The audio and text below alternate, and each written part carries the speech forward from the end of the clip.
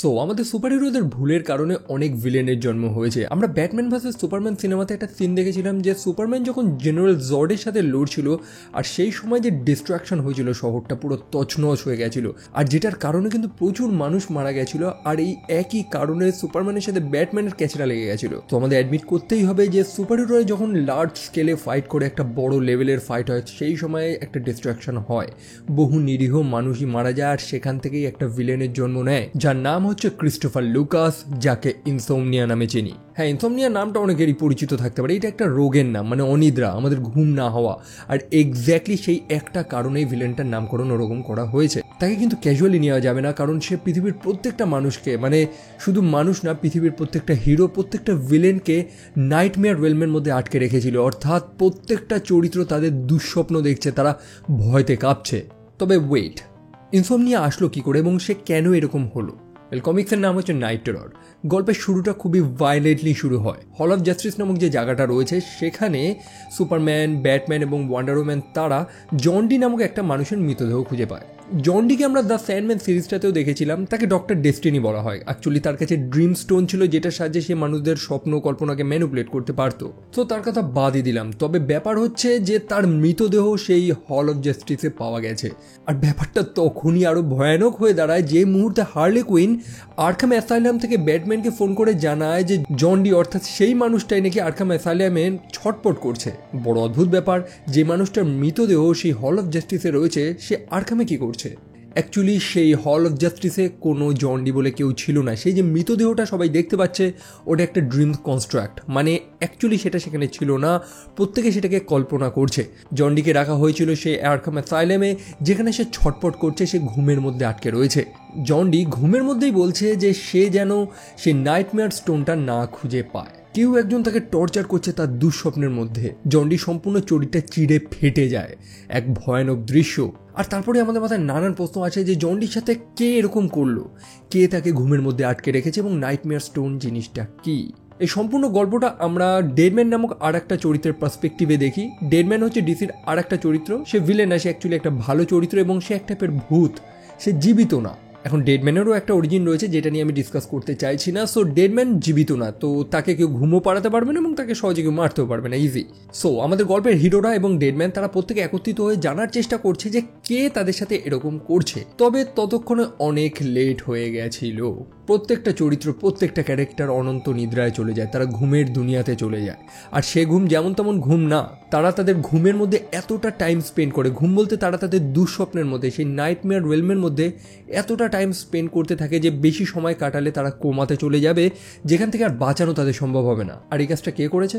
এই কাজটা করেছে ক্রিস্টোফার লুকাস নামক আর একটা চরিত্র, যাকে আমরা ইনসোমনিয়া নামে চিনি, যার সুপার পাওয়ার হচ্ছে যে সে মানুষদের মনের মধ্যে বা স্বপ্নের মধ্যে ঢুকে সেটাকে ম্যানিপুলেট করতে পারে, বা মানুষদের দুঃস্বপ্নের মধ্যে সে ঢুকতে পারে। এখন প্রত্যেকটা ভিলেনের ভিলেন হওয়ার তো একটা গল্প থাকে যে সে কেন ভিলেন হয়েছে, মানে সে কেন করছে এরকম।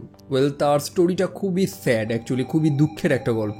অ্যাকচুয়ালি ঘটনাটা বহু দিন আগে, যখন সম্পূর্ণ জাস্টিস লিগ ইভিল ব্যাটম্যানের সাথে লড়ার চেষ্টা করছে। মানে জাস্টিস লিগ বলে কথা, তারা তো বড় বড় ভিলেনদের সাথেই লড়বে।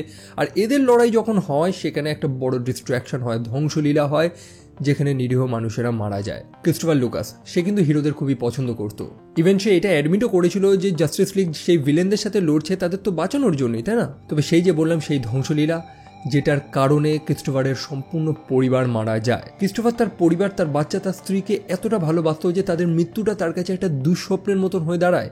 সে পাগল হয়ে গেছে, সে চোখ বন্ধ করতে পারছে না, কারণ সে চোখ বন্ধ করলেই তার স্ত্রী এবং তার বাচ্চাদের মৃত্যুটা দেখছে।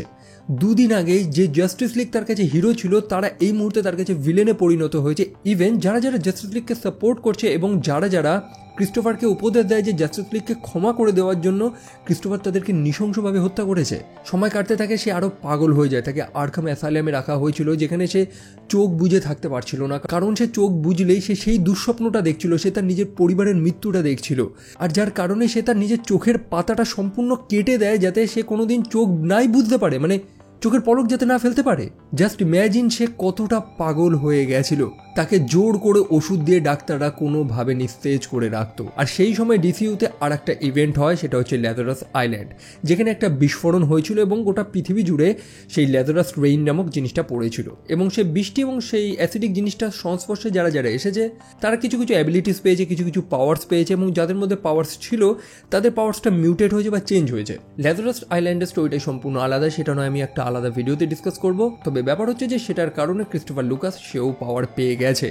সে মানুষদের স্বপ্নের মধ্যে ঝাঁকতে পারে এবং সেই পাওয়ারটা ইউজ করে সে বিশ্বের প্রত্যেকটা মানুষ, প্রত্যেকটা হিরো এবং ভিলেনকে সেই নাইটমেয়ারের দুনিয়াতে পাঠিয়ে দেয়, যেখানে প্রত্যেকটা হিরো এবং ভিলেনরা তাদের দুঃস্বপ্ন দেখছিল। তারা সব থেকে যে জিনিসটাকে ভয় পায় সেটাকে দেখছিল। তবে ইনসোমেনিয়ার উদ্দেশ্য ছিল আলাদা। সে একটা জিনিস খুঁজছিল, সেই জিনিসটার নাম হচ্ছে নাইটমেয়ার স্টোন, যেটার মাধ্যমে সে পৃথিবীর প্রত্যেকটা মানুষের দুঃস্বপ্নকে আসলে পরিণত করতে পারবে।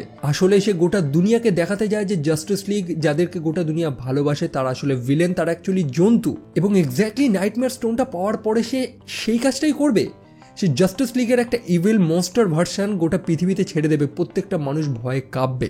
সো এতক্ষণে কথা শুনে হয়তো বুঝে গেছেন যে ইনসোমেনিয়াকে জাস্ট ক্যাজুয়ালি নিলে চলবে না, খুবই ডেঞ্জারাস একটা ক্যারেক্টার। অন্যদিকে প্রত্যেকটা হিরো এবং ভিলেনরা তারা যখন নাইটমেয়ার রেলমের মধ্যে আটকে রয়েছে, অর্থাৎ তারা তাদের দুঃস্বপ্নের দুনিয়াতে আটকে রয়েছে, তারা কি কি দেখছে, কি দেখে তারা কেঁপে উঠেছে।